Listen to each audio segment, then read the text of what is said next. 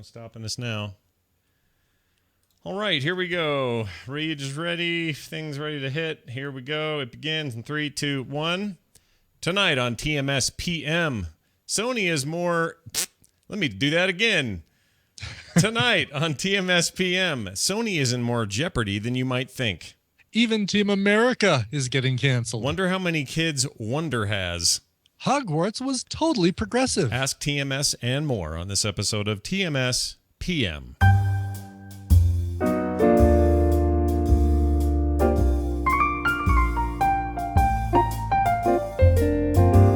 This is the morning stream, but it's not in the morning, it's at night. PM. In the Utah.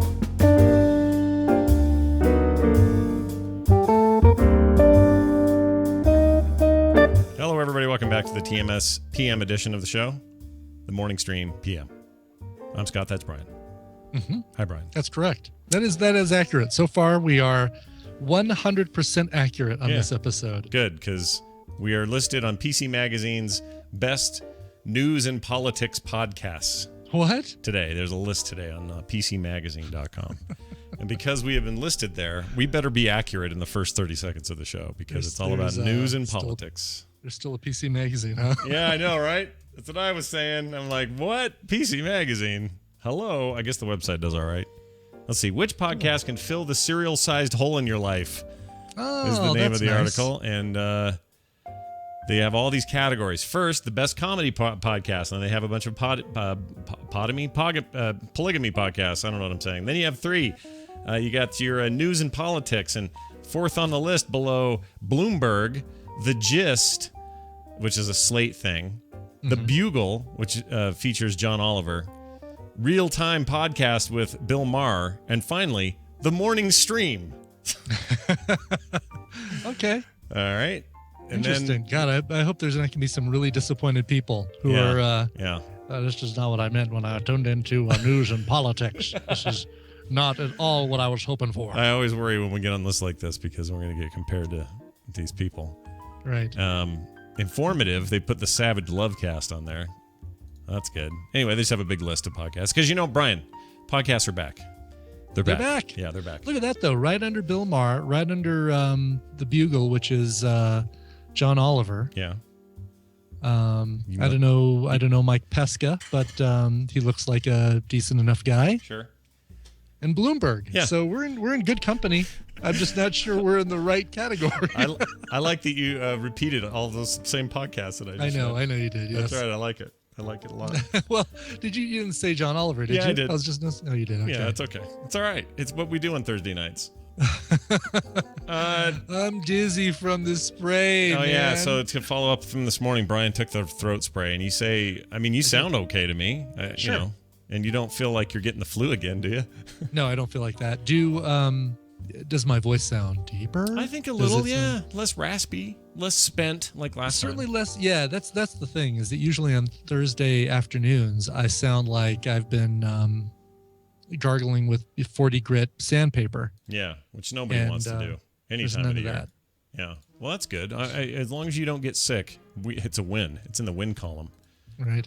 Are you a big Alex Trebek fan? I am an Alex Trebek. Hey, did you see this? We're on PC Magazine's list. Yeah, I heard about this right below Bill Maher.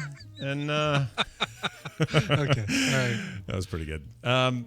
So Alex Trebek, mustache or not? Are you a fan? Actually, which way do you go? Yeah. Mustache or no? I prefer mustache. Yeah. But after listening to his interview with Nerdist, with Chris Hardwick from earlier this year, which I thought was just brilliant. I've just got such an appreciation for the guy. Yeah, he's an interesting dude.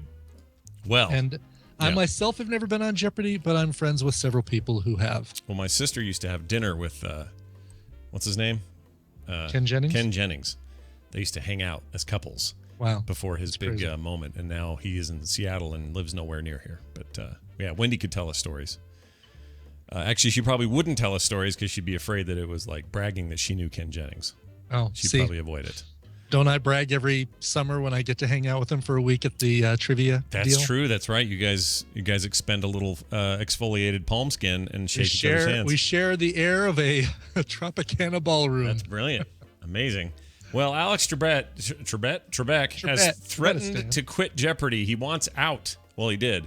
What? This is another leak from the Sony hack.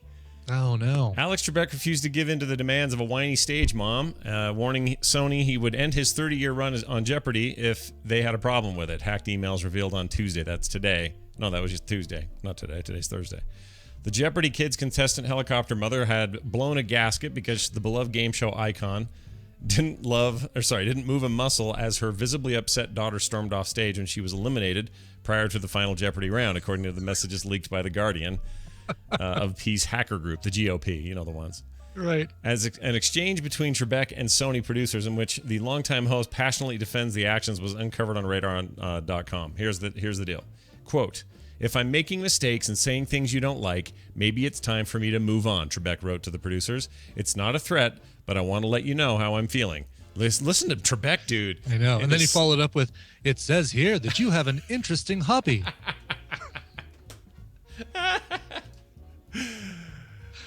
I love this. I love the fact that, he wouldn't go chasing after the little girl contestant that lost. Yeah, he's not going to back down. Why would he do that? Of course he's not.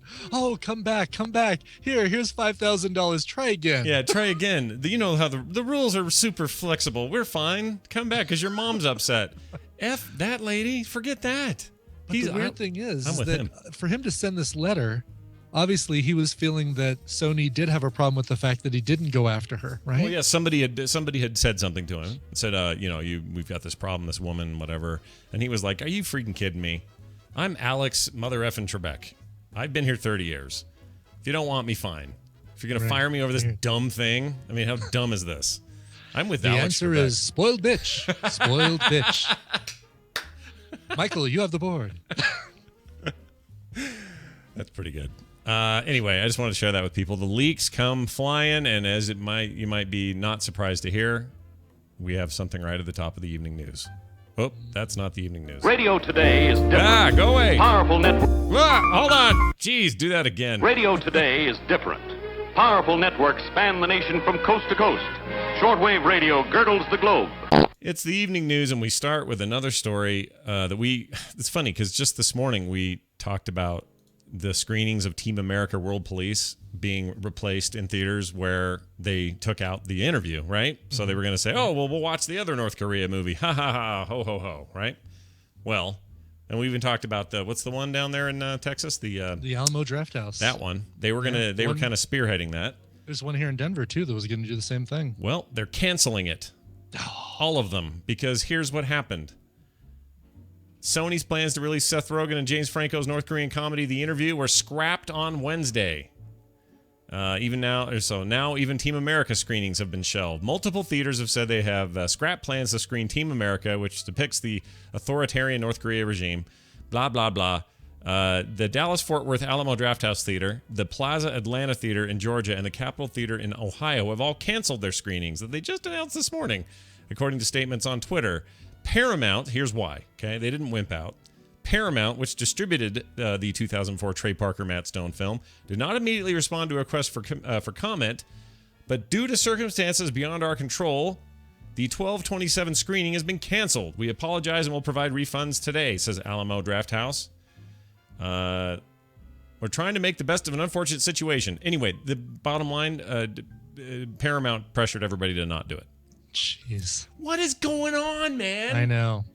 Look, I stand by what I said this morning about these not being governments. They can do what they want to do, okay? Mm-hmm. But what a bunch of wimpy a-holes. Right. Paramount, Sony, Pictures, whoever else is, all of them, I'll bet you. You put pressure on any of them, I'll bet they all fold like this. This is ridiculous. So, where does the line get drawn? Like, can these people now go to Best Buy and Walmart sites and say, "Hey, if you don't stop selling copies of Team America World Police, then we're going to hack your site or we're going to take you down," or things like that? No, you can still buy the movie. You could get it on Blu-ray. You can do all that. I know you can currently, but you're saying where do they draw the line, right? Right, exactly. Like, anything that so now instead of it just being about the interview, now it's encompassing a second movie. It's encompassing Team America World Police. and a 10-year-old movie, mind you. A 10-year-old movie, and now, well, that movie's still out there. It's been released. It exists. Yeah. So what's to stop these people from saying, hey, you know what? We don't want Netflix to offer this on streaming anymore. We don't want Best Buy to sell copies of the Blu-ray on their website anymore. And trying to threaten those guys into taking it down. You know what I'm saying? It's really weird. The whole thing is super weird, and I totally agree. Like, does the new Red Dawn movie get pulled because it's North Korea invading instead of Cuba? Do we take out that one James Bond movie with Storm in it? What was that one called? I don't remember. With Jinx. Freaking License to Kill? That was previous guy. It was right before we switched over to Craig. Right. But anyway, that Tomorrow guy Never Dies. Yeah, your bad guy in there was North Korea, and you had a dude with like Diamond Face. Yeah, Diamond Face North Korea man. Are they all out? Oh, can we not do any of this now, everybody? And then what? Die Another Day. That's what it was. Gosh, I can't deal with it. It bugs me because this is them just being everyone's chicken of getting hacked now. And I understand. Like, this is despite the fact that Sony Pictures stock went up today because of all this. Don't ask me why or how. I have no idea how that works. Yeah, their stock went up. That's bizarre. Yeah, I mean, what is it that what is the stock market like about this? I don't get it. Right. Clearly I have zero experience in the stock market, so I couldn't tell you. But something was okay with them. Here's something that just came to me as a solution. Big solution to the whole situation. Oh, I'm so ready for this. Coming in 2015. Okay, wait. The Interview, starring Seth Rogen, James Franco, and Dennis Rodman. Oh, that's pretty good. Right? Yeah. Make it instead of a buddy you pull Dennis Rodman in there, and then all of a sudden North Korea's got this conflict. Like, well, wait, we like him. Yeah. Well, listen to this. Did you know, this is other news that came out today, the original script of The Interview was about a fictitious country and not about North Korea at all. So change it up to make it about more Trebekistan or something. Yeah, and they just made it more real, I guess, by doing that. I'm trying to see if they gave it a name. They didn't. It just says support the interview script, revealed plans. By the way, do you like how I throw it into Trebekistan? Like, you know. Oh yeah, that's good. I like that. Like here it says that the original script was killing Osama bin Laden, but then we did that. So then it went to fake leader of a fake country, and then it changed again between a bunch of meetings, resulting in the script being rewritten to be North Korea and their leader, including a meeting that was between Seth Rogen, Sony Pictures, and Evan Goldberg, the producer. Well, duh. Because then you weren't getting hacked, were you? Right. Anyway, the whole thing is just so weird to me. It's a weird, weird deal, this entire mess. And if they're still going to leak a bunch of stuff on Christmas Day that no one's expecting, do you think there are people like just shaking in their boots going, oh, if they find that email exchange between me and what's her name where I sent her my wiener, and we're in huge trouble. It's to be Tobey Maguire dick pics is what I'm expecting. The big reveal on from the Spider-Man 3 era. Yeah, that's right. Hanging upside down dick pic. Yeah, kissing Mary Jane Watson dick pic. Dick pic. Dick pic. Beating up Doc Ock dick pic. Let's hope so. Let's hope that's what we get. In other news, let's get away from Sony for a minute and move over to Stevie Wonder. He's still kicking it, still doing stuff. You've probably done a cover story or two in the past. I have, yes. Well, he has 9 kids now. Really? Pop a cork for Stevie Wonder, everybody. The legendary singer of soul has welcomed his 9th child. 64 years old. That's Stevie Wonder. And his girlfriend, Tamika Robin older Bracey. Than 64? It says 64 here. Wait a minute. You're thinking of Ray Charles. Well, no, I'm not. I was thinking Stevie Wonder was way older than 64. Huh. Yeah, I don't know. No, look at that. May 13th, 1950. Why did I think he was older than that? Huh. I don't know. I thought he was He's bigger. just been around such a long time when he was little Stevie Wonder and doing fingertips and all that stuff. Yeah, when he was like 16, 17, wasn't he? Yeah, he was younger than that. He was like a Bieber kid. Like 11. Yeah. Bieber minus the douche. Right, exactly. Well, let's see. His girlfriend is 40. They confirmed to U.S. Weekly on Thursday that his daughter Nia was born. She's the couple's second child. Nia, of 9 kids, or if 9 kids seems like a lot, just imagine how truly shocking this announcement would have been.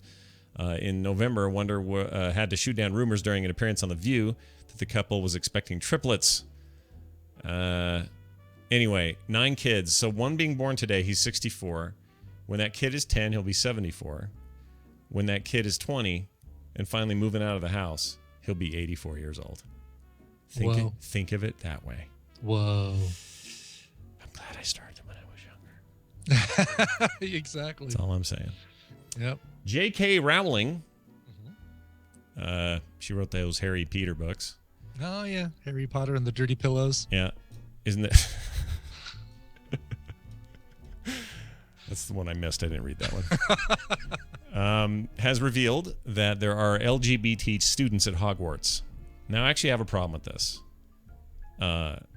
She's been revealing all sorts of behind-the-scenes information about her hit series Harry Potter and talking about Hogwarts and all the behind-the-scenes stuff. And she has said, yes, there were gay and lesbian students at Hogwarts. Okay? That's fine. But not really. Because it's a fake place. It's not integral to the story, first of all. It's not in the story at all. Well, yes, right. Exactly. Being not integral would be Ron saying, I found a rock on the ground. Anyway, and then talking about something else. That would be non-integral to the story. Right. There being gay and lesbian students at the school is a really nice idea, and I'm all for it. It's not in the book at all. It's not even mentioned. So I don't like this idea that you can go, yeah, hey, Brian, in the Star Wars universe, there's a dude with a giant whale penis coming out of his forehead. Well, how do you know that? Well, I just think I'm sure there is one. I'm sure that guy's in there. So, but this came from somebody asking her on Twitter if there were, so just basically saying, are there gay students at Hogwarts? Are they? Yeah.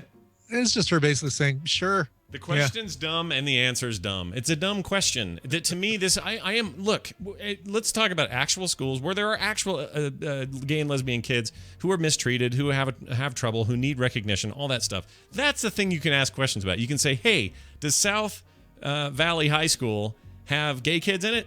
Yes. And bap, bap, bap. All right. Does Hogwarts, a fake place that only exists in the imagination of her and now we sharing it as readers, where we've never discussed it one other time and never shown a thing about it, do they exist there? Are there gay people in the place you've never explained? Because that totally changes the story for me. Oh, gosh. It's so annoying to me. It's not, and again, it's gay or not. You could have said anything. You could have said, hey, was there a hockey team at Hogwarts? Right. Yes, right, there was a hockey team there. No, there wasn't. There isn't, because it's not real. So you can't verify it. It's nothing. Mm-hmm. I don't know why this bugs me so bad. It's ridiculous. I mean, it feels so pandering. Yes. And look, faced with a weird Twitter question, I've made dumb answers before too, and I'm not blaming her so much. I just think it's just a dumb conversation. Scott, do gay people listen to TMS? What they should have said is, hey, I got it. Okay. Here's a better way to ask it. You say, hey, J.K. Rowling, would you, if Hogwarts were real, would it accept students of gay or lesbian, persuasion? And she could say, oh, I would think so, yeah. I mean, it's not a real place, but if it was, I would sure hope so. I mean basically, because no, they wouldn't. We ain't letting them gays in here. Are you kidding me? No, there are strict rules in Hogwarts about gays and minorities, and no, they will not be allowed. We were able to put one Asian girl in, but you'll notice hardly any black people. Yeah, what you're My father basically made a very large donation to Hogwarts and had a wing named after him, so we allowed her in. Yes, but in the end, it's basically a question about what is she accepting of gay and lesbian lifestyles? If she is, then she would say yes, and if she's not, she'd say no. If that was what you asked her directly, but that's basically what you've asked her, because since it's not in the books or the movies at all. You've asked her a thing that is more about whether she would want them in there or not. You know what I'm saying? Like, they skirted around the question. She should have said, hey, J.K. Rowling, as an author, how do you feel about these issues? Right. Hey, I believe they're very important. And then abracadabra and kill the dude asking. What a dumb question. Gosh dang it, right. I'm so irritated I think it's a lot more on the shoulders of the person who asked the question than it is on J.K. Rowling for basically being caught in a position where she basically had to say, yeah, sure, of course there were. Why wouldn't there be? Yeah, that's a fair point. Dumb question, fine answer. Yeah. Speaking of dumb questions, fine answers. Actually, the other way around. Madonna claims that her new album is being leaked all over the place. Uh-huh. And she feels that they are a form of terrorism. Her words. Oh, sure. Her words, yeah. Madonna responded negatively when 11 of her songs from her upcoming album were leaked earlier this week. The leak of her album, which has no official release date or title, provoked Madonna to use social media to vent. She said on an Instagram post I noticed a lot of celebrities are using Instagram instead of Twitter to say things, instead of show things. I think that's a little odd to me, but whatever. That is a little odd, yeah. Anyway. Because that's normally just a photo medium. Yeah, and you still would. Like, there's probably a picture of her weird man arm, and then she wrote that underneath it. Anyway, she says leaking the songs is artistic rape. That should have been the headline. Jeez. And that she has been violated as a human and an artist. She said that the songs may or may not make it onto her upcoming 13th studio album. She claimed that half of them will not be on the album, and the other half have evolved and changed. The 56-year-old pop singer continues by calling the act of one of terrorism. The act one of terrorism is what I meant to say, Scott. Smack it out of your face. And wondered why people would want to steal and destroy her artistic process. Where's she been the last 20 years? Why would people want to get a hold of my album earlier than I want to release it? I'm sorry. I've been trapped in an English hole for the last 10, 15 years. Has something changed? Did something happen where people steal music online? I'm not saying she should have had her stuff stolen. In fact, poo-poo on them for doing it. Sure. But whatever, Madonna. I just want... how do you think her music will be received? Do you think we're going to be ready for this? Is it going to be all China or Japan digging it and nobody else? Like, what do you think? Oh, who knows? Who knows? Her last... I can't even remember the name of that album that had the Che Guevara kind of logo cover to it. That was artistic rape, if you're asking me. Oh, goodness gracious. Okay, here's a question for you. All right. Isn't the person who leaked it, didn't they work for her? So it's not like some terrorist came in and stole the music. Somebody not necessarily. I mean, who knows if the recording studio had them in a cloud drive? You know, like when we got the music for Andrew Allen's Secret Identity album. Yeah. The studio where he recorded it did the mastering on it, Soundhouse Studios of Lakeland, Florida, and then they uploaded it to a cloud drive where I went and downloaded it. Somebody could have hacked that, you know, somebody who works with me, somebody who works with Andrew, you know, it could have been anything, yeah. Right? Yeah. Well, she added at the bottom here, the leaked tracks a distraught employee. Yeah. And she says they are unfinished demos stolen long ago, unquote, and that they are, quote, here's the cocky part. Okay. Quote, not ready to be presented to the world, unquote. Oh, well, heaven forbid you present them to the world. You let us know when they've had time to gestate. Maybe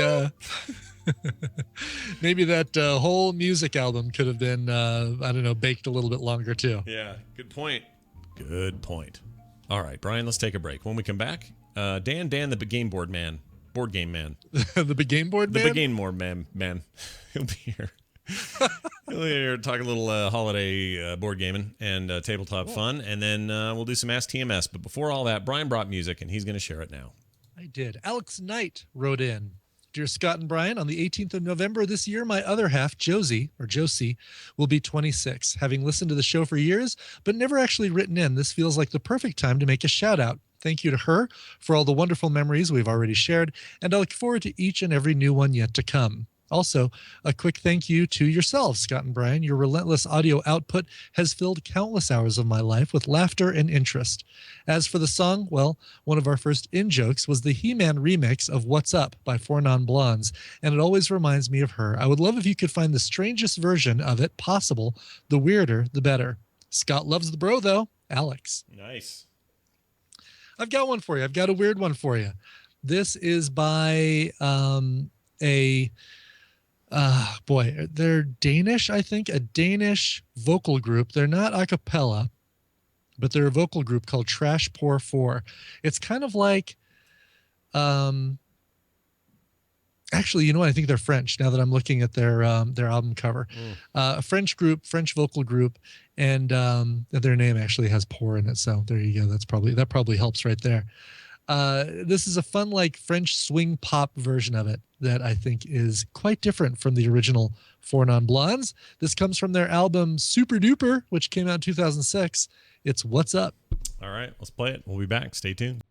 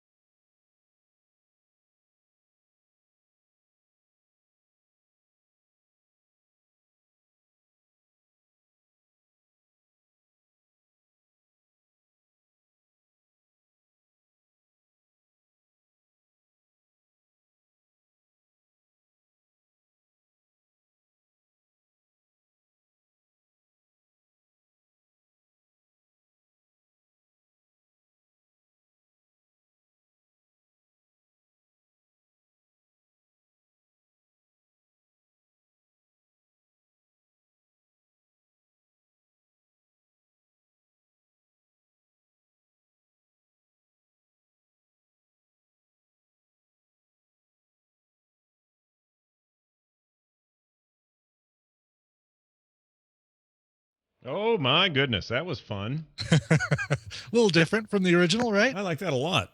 Yeah. I like it a lot. I like it a lot. Breaking news, everyone. Hold on.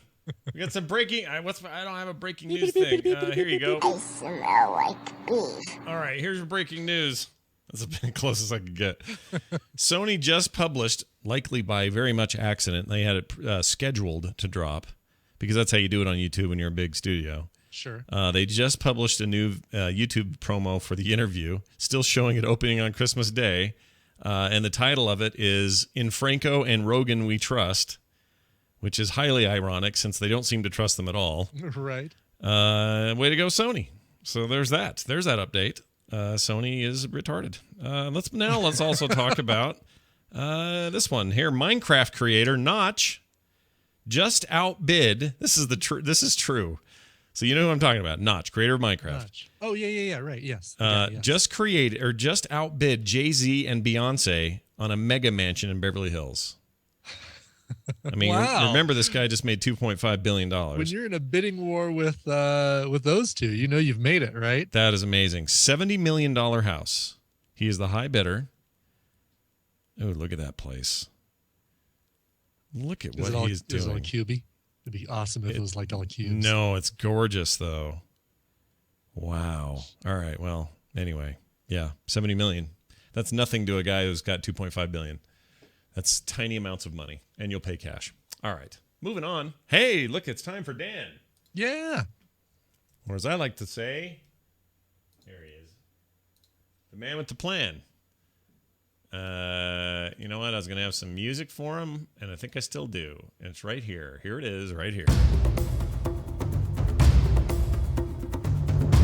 Ladies and germs, join us now as Dan Patrice sidles on up to the bar and gives us what for. What's going on, Dan? What's going on? Oh, Sorry, I can't do it too well. That's pretty good. Not like that lady. That was awesome. That was actually might have been better than the original. I kind of liked it. Yeah. Some people in the chat room were saying the same thing. Yeah, I think it's a lot more jaunty. I'll give it that. Yeah, well, you know, we've heard that was one of the first songs I ever remember as a kid that they played it so much that I never wanted to hear it ever again. Yeah, that's a good point. I can think of a lot of songs that fit that category, but that is one of them. So Dan comes on the show occasionally. We talk about the world of board gaming and tabletop, and Christmas is screaming at us with all lungs ablazing here next week. What cool ideas do you have for that big day? Well, I wanted to mention this too. You guys were talking about Jeopardy earlier. Yeah. But I used to work down in Atlanta. I used to have to fly down there every week. And down in Atlanta is a former Jeopardy champion. His name is Dave Leach. He actually owns a board game company, but he was on Jeopardy quite a bit, and he's a big time board gamer. I got to play a whole bunch with him. And of course, like you would expect, that guy is a freaking genius. You know, even at board games, his mind works way faster than ours could. But it's it's kind of a small world thing. That is intense, man. Cool. But yeah, party games. When you're talking never about played Trivial Pursuit with him, right? No, actually, he came. I was at a local convention, and they did this sort of trivia thing where we had different teams and stuff. And of course, the team he won because nobody wanted to go up against him. Because anytime you got a trivia question, he had it in like a heartbeat. I was like, man, it's this. You always hear stories about how people study for certain things and stuff when they go on Jeopardy, but this guy, he just knew everything. Yeah.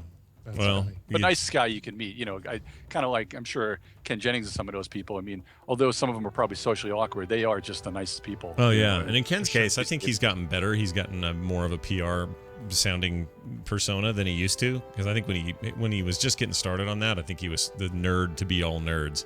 But he's pretty good in front of a camera now. And he's good in front of a camera. He still makes some weird comments on Twitter, though. But yeah. True that. That's because he doesn't have anywhere to filter it. It just kind of comes out of his fingers, and then he hits send, and it's just out there forever. Should have. Maybe I shouldn't have said that. Oh. Well, so speaking of $70 million homes, Dan, what's going on, dude? It's a terrible not transition. much. I just got outbid for a home out in LA. I'm not sure if you noticed that or not. Mr. Z had Mr. Beyonce. They outbid me, and then somebody else must have outbid them because. They were telling me that Mr. Z. I like that. Mr. Z. You didn't sound any more white than you did right at that moment. Mr. Z has outbid us. That's great. Anyway, when I was hanging out with Mr. Dre. Yeah. So what should I crack? I mean, I feel like Christmas is weird because Christmas is if you've got too much family, it's kind of hard to play board games or have tabletop experiences. Right. But I'm taking the kids to Vegas. We're taking board games with us, and we're totally looking forward to the more sort of intimate, less people in the room kind of experience you can have with a good board game. Well, the thing with with things like Christmas and New Year's and in those gatherings is you got to play different types of games. You got to play more party type games. Now, the hallmark of a really good party game is that it's fun to play, but nobody really cares who wins a party game. Score doesn't really matter. That's kind of the way I look at them. So I wanted to bring up some games that are easy to find, because sometimes I struggle with some games because, almost anybody can get anything on Amazon. But I mean, if you're going to take some of my recommendations in the next week, it's got to be an easy place to find them. So, you could find good games at Barnes & Noble. The bookstore actually has a surprisingly good amount of games. And places like Target. It was funny, last night I actually happened to be at a Barnes & Noble last night. And because I was at a book signing, just trying to get a book signed for my wife, but I was, I'm standing there just killing time. I'm over by the board game section, and this guy and his kid, and I kind of felt so bad for the guy because it was obvious that he had no idea what he was looking at. And his kid's like, "Oh, Settlers of Catan, we got to get this." And the kid had picked up one of the expansions, and his dad's like, "Oh yeah, we can get it." And then the kid's like, "No, I just wanted to show you this. It's actually an expansion." And the poor guy was like, he was just so lost. And I said, "Yeah, that's actually an expansion. You have to get the regular game." And then so of course it was like the guy who turned to me with bright eyes is like, "Oh, you know about this stuff?"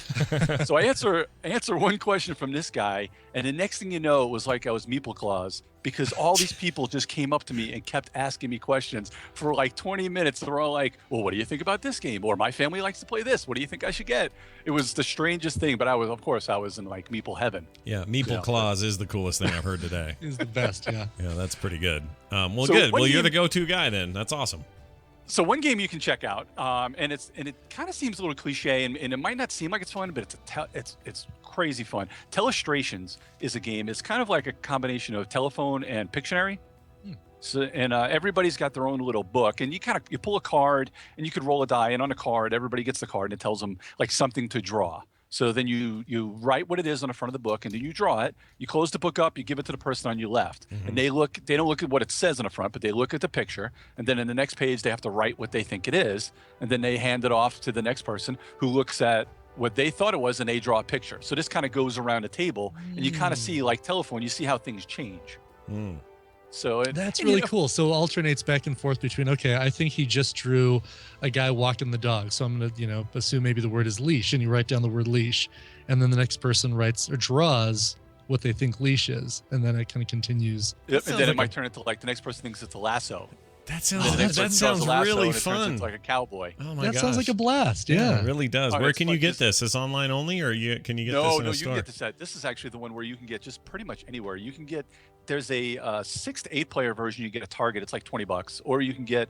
There's like an 8 to 12 player version you can get at usually at Barnes and Noble. So they have the big one if you have a bigger family gathering. And it's a ton of fun. And of course, you can just put in whatever things you want. If you want to, if it's after hours and you want to do the blue crowd, you can kind of make up whatever you want, put it on the front, and let them, let the adults go to town with that sort of thing. And it's all going on at the same time? So like if you've got 6 players, all 6 are drawing something and then just passing it to the left, right? Yep. Yeah. So the That's time good. is really fast. You have one of those little sand timers. So then once Dude, it gets I around love to the this. This initial sounds person, awesome. Yeah. oh, it is great. You just kind of, each person then goes around a table, kind of shows their book. Hey, this is what I started with. This is what it became. This is what it became. And this is, and you show the whole thing of where it got to. So, and that's what's pretty cool is because sometimes it may completely veer off track and then somehow it gets back to the original thing. And you're like, how in the world did that just happen? Wow. That sounds Wow. really This- fun. I think I'm picking this up this weekend. This sounds terrific. Minimal people. Tell me about how many people is fun and then not fun enough. You know what I I mean? would say you got to probably get 4 or more. Okay. I mean, you can't really do this with any less than that because really it becomes more or less just like a little mini Pictionary because if you can't skip people like or have someone guess and then pass it on. But I would say probably 4 is probably about the minimum I would. So mess you with. could, but you feel like 4 people would be enough to have a good time. Yeah, Okay. I think so. All right, Absolutely not just would as a have- minimum, but as like that many people. Like 3 could pass, but 4, that's a good time, right? Yeah, three Okay. would probably pass because what you could do, even just to kind of modify it a bit, is when they do guess and then they write it, they can after they guess they can draw their own picture and then pass it on and kind of skip a step Yeah, in the middle there. I'm all for this, dude. This sounds really fun to me. So Mhm. another I like to the Cards Against Humanity crowd. You can't really pull that out at a family gathering. So there's a game that you kind of take a little bit of a similar type thing. It's a game called Snake Oil. You can find this also at Barnes and Noble. What this is, you get a bunch of cards, and these cards will have things on it. Same thing like words, kind of like those other games, where you may have things like money or rock or oil or armor or beard, stuff like that. And then in the middle, you'll have a card that somebody will flip over. Who's the judge? It'll be like a nun. So you've got to put two of these cards together, and you have to sell the nun a product. So you're basically a snake oil salesman. So you might have to pull Cool. a money machine. Maybe you put two cards together, and you're trying to sell the nun a money machine, and you have to explain to her why she would want that. Wow. And So it's everybody not picks a couple of anonymous cards. like Cards Like Against apples to Humanity. You're apples. Right. you're Well, basically saying, hey, here are my two cards. Here's why it's a good answer, and then it's still voted on at the end by the person the person in the middle is basically gonna chooses. make Gotcha. it out. Yeah. Yeah. I wondered There's, I wonder if we were going to see like a spate of new Cards Against Humanity like games that were going to be okay for families and stuff. That isn't apples to apples. You know what I mean?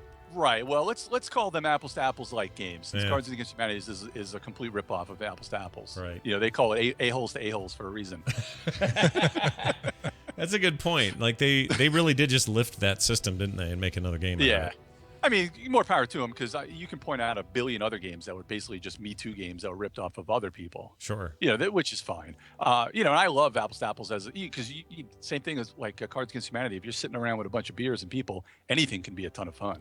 Yeah, either way, good on them for enterprising and stuff, but it does make me think of how many games could use some game types that could use some really cool improvements. Like I wouldn't be, and there probably exist, and you could probably name 10, but there's probably a bunch of Monopoly-like experiences that don't suck as much as Monopoly does.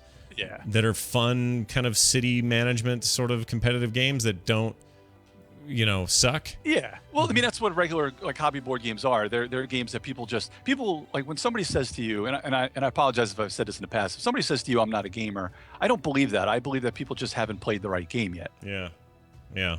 Maybe you don't consider, maybe you haven't played board games a lot in the past, but you just haven't found that fun game that opened your eyes to be like, well, there are things out there other than Monopoly and life. Yeah, or Candy Crush. Because if you're not playing Diablo 3 with me, then what are you? You're not even a person. You're just a piece of trash.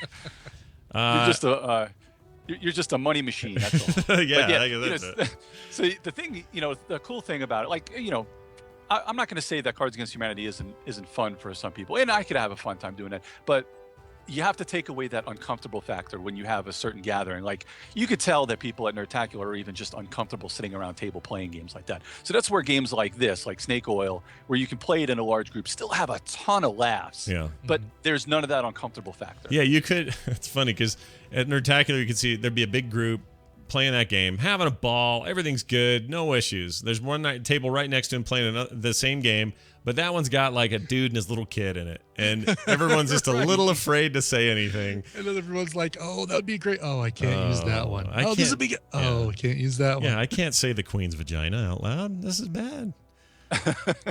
There's actually a game on Kickstarter right now. It's going to end tonight, and it's already funded, so I'm not trying to shill for anything, and I don't even remember the name of it. But it's got the same kind of concept as the Snake Oil. But what you're doing is you're interviewing for a job, and the cards will be like what type of job, and then you'll have cards in your hand that tell you like something funky, like you have to play a bunch of cards. Like maybe you're a dragon with a stutter, and you're trying to try out for a movie role. Nice. Or something like that. So it's the same type thing where you're doing just such ridiculous things, but you have to act out these things like these other people are interviewing you, and you're trying to get this job. Yeah, that's nice. So it's just fun little things that people come up with. Well, I like it. And any others that people should watch for the holidays?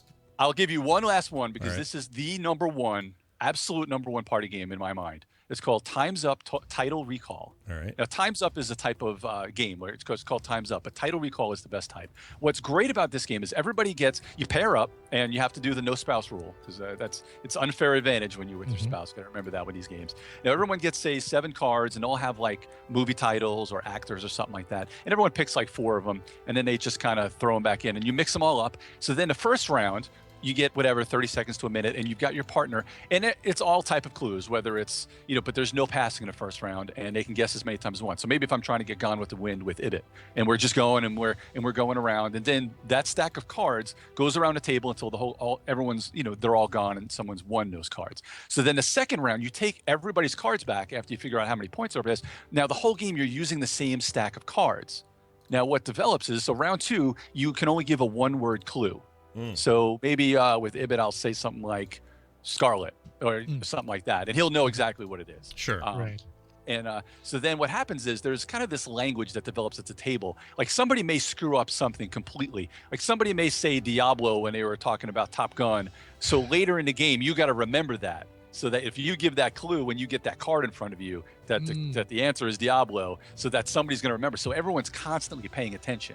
And the third round is basically charades. So the first round is anything goes. Second round is only one word and only one answer can be given. And then third round is charades. So you're kind of making these motions to try and give those clues. And remember, they're all the same thing. So everybody should know what the answers are by then. Right. And then there's a that's secret crazy. round 4 that we play with, and it's called freeze frame, where you basically have the person close their eyes and you open your eyes, and it's kind of like charades, except you don't move. So you're just trying to figure out like what in the world the clue is, and you'd be that's like- surprised how fast people get it. Really? Like arms outstretched, Top Gun. Exactly. And it's funny because somebody made a gesture when they were freaking out about not being able to figure out Top Gun, or maybe they just make the gun symbol in the air and they're frozen that way. Or they're making a symbol of glasses or something, or anything. It's just it's the best game you could possibly play for parties. There's no one comfort. Nobody really has to know anything, and you're just having a great time. Wow. It's Time's Up Title Recall. Well, that one's all right. Give me the name of that drawing one, the first one again. Oh, Telestration. Telestration. I just want to write this down. Telestrations. There's Telestrations, Snake Oil, and Time's Up Title Recall. We should get okay. Just writing them all down I had because to write them all down too. Yeah. I think we get at least one of them this weekend, maybe two. And if and I won't go into these, but if you guys find these are great pickups too. If you find Sushi Go, it's like 7 Wonders. Do you guys know the game 7 Wonders? Yeah. Where Familiar a little bit. It's a card drafting game. Mm-hmm. Oh, huh? No. But Sushi Go is a cute little version of like 7 Wonders, where you're trying to just you take a card and pass it to the left, and then you're playing the card. Look that up. That's a great game. And then there's a game called Concept. It's basically like board game charades. It's basically there's a board with a bunch of pictures, and then you'll get a clue, and you've got to put different like cubes on the board to try and get people to say the name. It's called Concept, and another great game. And that's it. I don't shut up. I'm sorry, boys. I can talk about board games for hours. Who's man. the It's most ridiculous. excited guy I know about board games? It's Dan. Is who? No worries, man. Have a fantastic holiday. We hope you get to play tons of board games. And we'll you guys travel safe, and I hope you guys have a Merry Christmas, Happy Festivus, Happy Holidays to everybody. Yeah, we'll see you after the first of the year, dude. Yep. Bye now. Take care. Awesome. Good man, that Dan. Yeah, totally. Oh, these sound like a total blast. I agree. Listen, way more easy for me to wrap my head around than that build a Japanese auto industry game from a couple weeks ago. Mm-hmm. With you there. All right.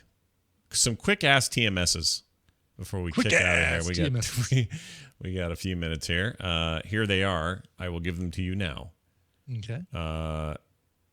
Let's see. How is it Thursday already? Asked Dennis. I don't know. Just happened. Tell me about it. Just freaking happened. Next up. All right. Here's one. Let's see. What was your most memorable moment on any podcast you've ever been on? It might have been.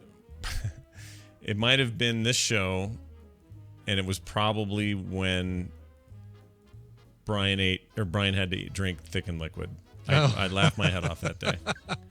Thought that was pretty funny. Yeah, we're throwing up on this show. That was pretty good. That was pretty good. When I had to eat that bug, that was pretty funny. Oh, the cricket. Jeez. Yeah, the food testing provides memorable moments. Yeah. I don't know that, and when I got to interview Todd McFarlane on ELR back in the day, in the instance, that was an amazing thing for me because I'm such a huge fan. How about you? You have a memorable podcast moment on any show of any kind? Other than the ones I just mentioned, the getting to, it's around an interview, getting to interview Howard Jones. Because it was the first CD I ever got was Dream into Action. And did he say was, at the end of it? He did. As a matter of fact, wow, how'd you know that? Well, it's So Brian, don't try to live your life in one day. Don't go speed your time away. How am I Jamaican all of a sudden, man? I look like Scott Johnson for some reason now. It kind of does. Yeah, that's weird. I don't like it. The only other moment I would reference was, well, a couple of moments, but Film Sack days, there was a time where I couldn't stop laughing. I can't remember what it was, but there's a certain kind of laugh that you can get where you can't stop and you just are losing it and your eyes are watering and it goes on for like 10 minutes. I had that with Creamy Peen last week. Yeah, yes, very similar to that. And I just lost it on Film Sack once, and I'll never forget that feeling of just not being able to do anything on the show. Regain control. Yeah, I remember that too. That was a good one. And then also on Film Sack, as much as some people think it's a downer, I didn't. I loved our episode about Minority Report and that whole stupid rain question, whether the water meant anything. That was a fantastic moment. Here's more. Let's see. How has Scott not seen the Lego movie? Asked Melissa. I just haven't gotten around to it. We're watching it this weekend as a result. So wow, jeez. I know. You're a man of action, aren't you? I You're really a man am. of solutions. I have the kung fu. There's a little thing on my back. If you flip it up, it makes my kung fu arms go. Nice. How about this one? You get sucked into a wormhole back 200 years. What would you do for a profession? I would want to be a teacher, I think. What would you do 200 years ago? I mean, other than I want to be one of the richest men in New York. Right, whatever. Course. You know, blacksmithing always sounded really cool. Like being able to heat up metal and bend it and you know, make stuff out of it. That sounded really cool. Okay. You can look, teachers are an endangered species even 200 years ago. You can make me a sword. How about this one? Here's a weird one. Old Prospector says, video version of the show is being cut off shorter and shorter lately. Is this on purpose? I think pre and post show chat. Thanks. No, sometimes I forget to record a lot of the pre-show.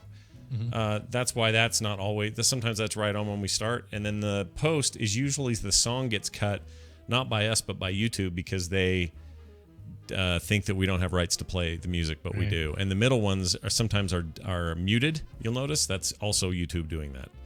So it's very annoying, but we don't have really much recourse. Kind of sucks. How about this one, Brian? Most anticipated game release for each of you in 2015. Ooh. 2015 is a big year for games. Because a lot of stuff got delayed, you know? Yeah, that one that we saw at E3 that where you were like hovering over this planet and then you went into space and it like changes every time you do it. I can't remember. No Man's Sky. No Man's Sky. That one I'm really excited about. That's number one for me. Yeah. By far. If I had to pick a second, it'd be Witcher 3. I think that thing looks great and I want to play that. And the new Batman looks good too. Oh yeah. I never did the third Arkham. I did Arkham City. I did Arkham Asylum. I have not done Arkham Origins with the backstory stuff. It was supposed to be the least of the three, so you're probably okay really? That you missed it. I'll probably be able to pick it up for $20 when I'm ready to play it. It was some B team and didn't even have the same voice actors. It was weird. Oh, it was more of a prequel anyway, so it didn't really matter. Okay, how about this one? Hold on. What one question are you sick of being asked? Everyone always wants to know about the unladen swallow thing. I think that they all think they're being clever and funny, and they don't realize that everyone has done it 1,000 times before. So I think that. The unladen swallow. Yeah, the stupid joke from the Monty Python movie from the Holy Grail. Gotcha. That's the one AskTMS I'm sick of reading. Do you have a favorite Christmas beverage, Brian? Ask Josh. I like eggnog. Let me think here. Eggnog or wassail. I think I go more for the eggnog, even though it's a thickened liquid. I'm going to say eggnog as well, but it's got to be in very small doses. That stuff's super thick. I don't like that. You don't like chugging the eggnog? Chugging the nog. Barry Ricks asks, are you going to do another video thing talking about Nerdtacular details like last year? Yes, I will be, but we're ahead of the game, so don't worry. That'll come at some point. I'm just skipping down here. Okay. Any chance of getting the Clip Clop lady to make an appearance at Nerdtacular 2015? Well, if you're lucky, she may be cleaning your room, as far as I know. Right. Is that really? That was her position? Mm-hmm. Yeah, she's just one of the cleaning people there. Gotcha. So there's that. And an administrative. It's funny that you can clean rooms and then they'll put you on the phone with the person who had that room. Yeah. You think that'd be like an administrative deal? Yeah. Well, who knows how they run that? Maybe I assume too much, but I assume she was just one of the people because she went and checked the room, and it was somebody else I spoke to originally. So who knows? Adrian says, "Are you the only one, Scott, that doesn't notice when you start a sentence? Quote, it's like you always go toward nakedness or penises." No, I don't. Do I? Do I do that? No. Okay. No. It's funny when you try and pull something random like an analogy. You'll frequently go to. Well, I did it today. Penis on the head, the whale penis on the guy's head. Penis or grandma, like smells like an old dirty grandma's shoe or something like that. That's the. Okay. But I don't want you to be aware of it to the point where you change that behavior. Okay. So I'm almost afraid that my mentioning it now is bad. No, it's bad. Okay. Don't worry. My memory or my attention deficit is high. Don't worry. Okay. Good. This is an interesting one. Says Jeannie, our friend Jeannie. Jeannie. Mm-hmm. She says, "Should we expect more in the bath pictures on Instagram?" Ha ha ha ha. Well, ask my wife because she did that. That was her. Funny. That was her funny joke. Spread that one around earlier. Yeah, it was very nice of him.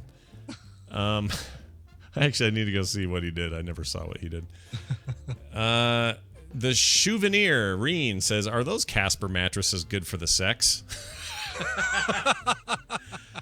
They're as good as anything else, I suppose. I don't know. Answered. Nicely done. That's all I'm going to say there. There was one on here I saw earlier I really wanted to get. So let me see if I can find it, if I'm going to make it like my last one, because here it is. Okay, no, that's not it. Okay, all right. They may have taken it out. Did someone delete a question? What? It was pretty good. Oh, somebody wants to know what you think of Disney Infinity 2.0, asked Sean. What do you say? I like it. I'm a big Marvel guy, so if it weren't Marvel characters, I wouldn't care. Like, I didn't care as much about the first Disney Infinity. Mm-hmm. I played it for about an hour. I was like, all right, yeah, I get this.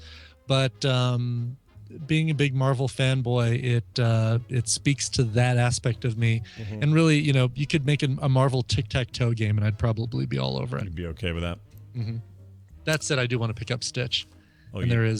there is ramblings that a Stitch might be under the tree. Oh, you don't say.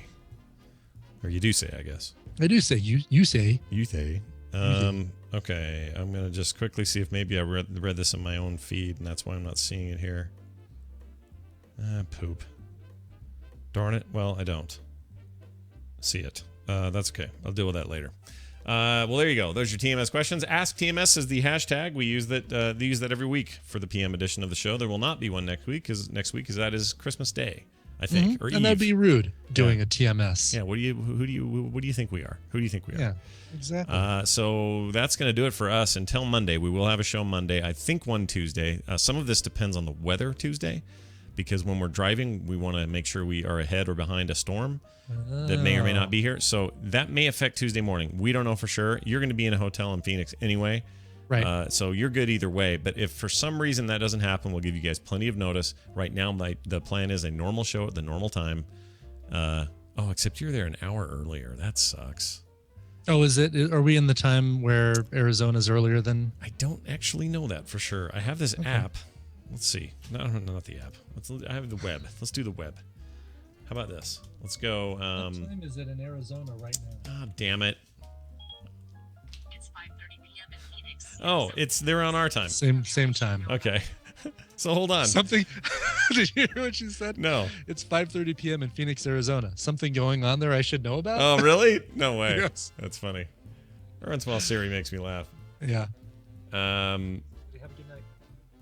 Oh, you're talking to Siri? No, that was Tristan. I thought you were talking to Siri still. Have a good night, Siri. Love you. Have a good night. Oh, that's hilarious. Have you ever done that though? You can say that. Can you? What happens? Have a good night.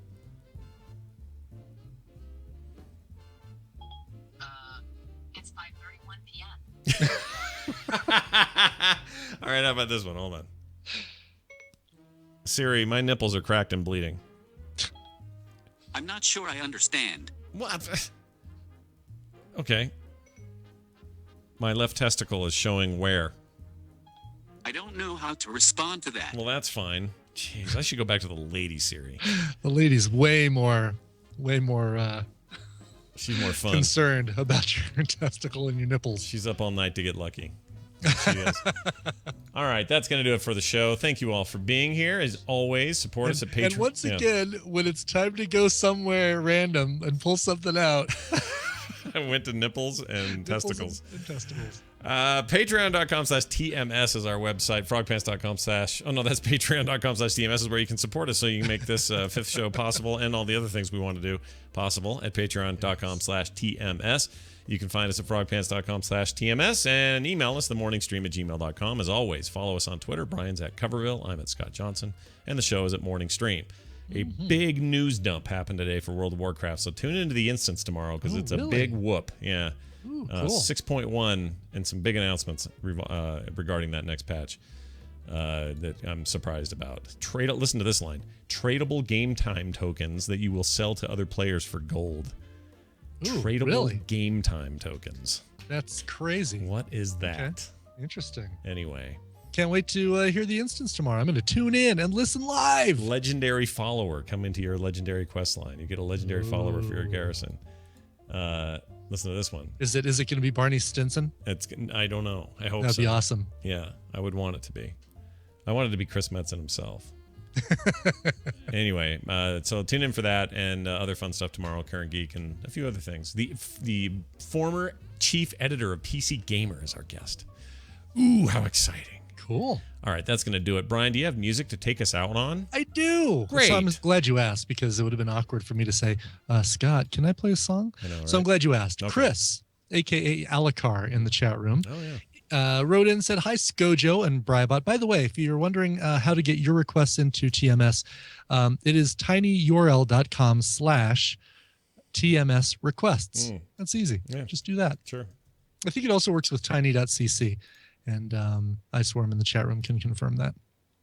All right. Alacar says, hi, Scojo and Brybot. Friday, the 19th of December marks the start of my 27th revolution around the sun, so I'm requesting a song for TMS PM on the 18th. I'm a huge fan of Pink Floyd and would love to hear a cover of Wish You Were Here. Now, I realize that's one of the most covered songs in the world, so if you would like a challenge, The Division Bell is my favorite Floyd album, so a cover of anything from that album would be great too. Blow the Hobo, Chris, Alacar in chat. Oh, man. Yeah, no, rough stuff there. Yeah. Yeah, I looked and I didn't, just on first glance, I didn't have any covers of anything from the Division Bell. I didn't spend a whole lot of time on it. I just, know that when you're looking at Pink Floyd covers in my library, it does tend to center around the Roger Waters time period, the David Gilmour, Roger Waters co-time period of Pink Floyd. Nice. So Wish You Were Here. Let's go that one because I love that song and I love covers of it. And I really like this cover of it. This one comes from a 2002 all-female Pink Floyd cover album called Echoes of Pink. It was really, there was this record label, and I can't remember what their name was, but they only released 4 albums. And each of the 4 of them were a tribute album, an all-female tribute album to a different artist. So it was like all-female covers of The Doors and all-female covers of Pink Floyd, et cetera, et cetera. I wish I could remember the name of it. It was really, really on, like 2006. But this one was great. This one came out on the Echoes of Pink CD. It's Chris McKay and her beautiful rendition of Wish You Were Here. All right, here it is. I wish you guys were here. We'll see you on Monday for a brand new episode. Come back, won't you? La, da, da, da.